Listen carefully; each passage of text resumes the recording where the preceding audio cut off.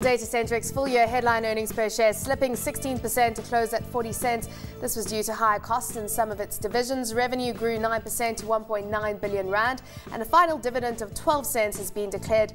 Let's unpack all of this. Gary Morolo, chairman of Datacentrix, joining me in studio. Gary, it's good to have you with us. Thank you for having me. So I talked about how the stock performed. Certainly a good day, 8% to the good on the back of these results. And I suppose, you know, you've got HEPs which have come under pressure, but you've spent a lot of money in repositioning the company over the past few years. You talked about moving from being a hardware supplier to pretty much kind of along the supply chain when it comes to the IT space. So how much have you in fact invested in this?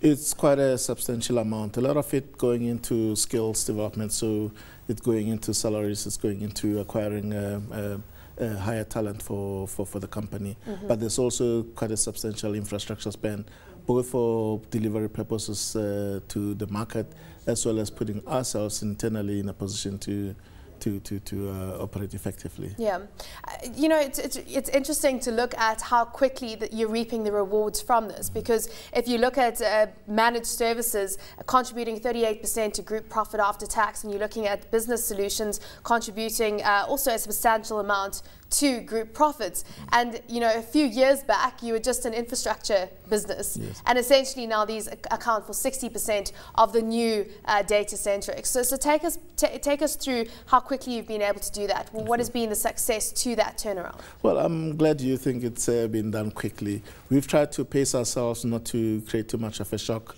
to the company through our investment process, because we're using the income statement rather than using the balance sheet. So we've had to manage that very carefully. So it could have been quicker, is what you say? It could have been quicker, but it would have been a shock to the system and to the market. Yeah. But the converse of that is that for those who are not aware of the program that we've undertaken to invest, it might have looked like we're fairly static to even trending downwards in terms of our performance, whereas in fact it's a steady investment program that we've been in. Yeah. So yes, we're glad to see that it's beginning to pay through.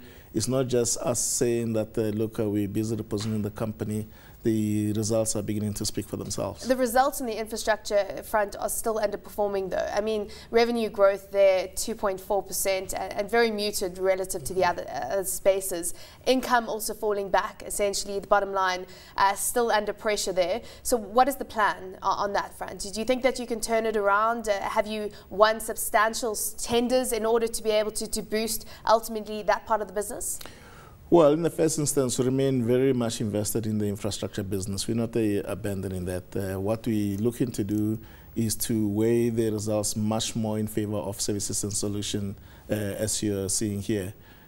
But the reason for doing that is because, yes, it's quite tight in the infrastructure division. It commoditizes much more faster than the services and solutions business. Margins become much more tight, and what we shouldn't forget is there's a substantial portion of business that we lost 4 or 5 years ago that we've never been able to recover to date, and which is government business. What you see in there's very little government spend. Because government only 10% from 40% less than 10%, yes. And we haven't quite made that up yet. We're looking at ways on how we can position ourselves to get more. From government specifically?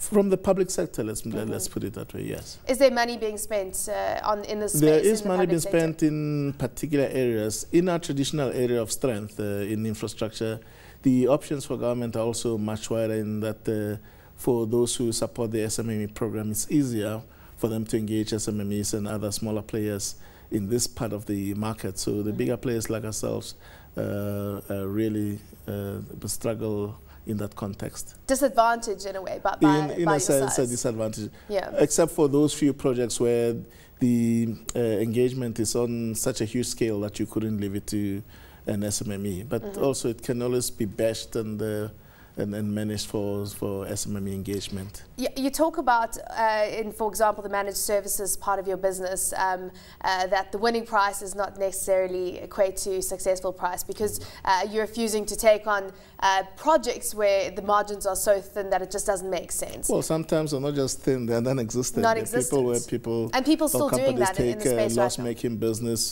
for quote-unquote strategic reasons, you know, to get an entry or to hold on to existing business. We've never thought that's a sustainable model. If we cannot have margins that are sustainable going forward, we best served by walking away from that business. But it does make for a very tough operating environment in some instances. Yeah. So operating profit margins certainly coming down in this period, 8% to 6%. The investment period or the investments really weighing down on gross margins ultimately, but it's a competitive environment. Do you think that you're going to be able to boost those margins anytime soon? Well, in the first instance, we're hoping not to be loading our cost base as much as we have been through the investment. So clearly that must have a beneficial effect on the bottom line.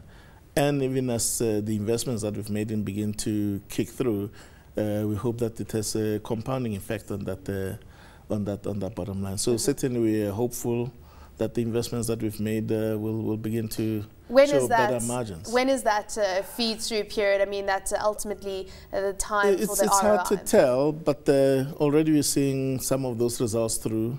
Your assessment has said a very kind one that says it's, you've seen the results in a fairly quick period. We could have convinced the marketplace that yes, it's been a quick turnaround time. But we're there for the long term, and we think going forward, we'll continue to show an upward trend.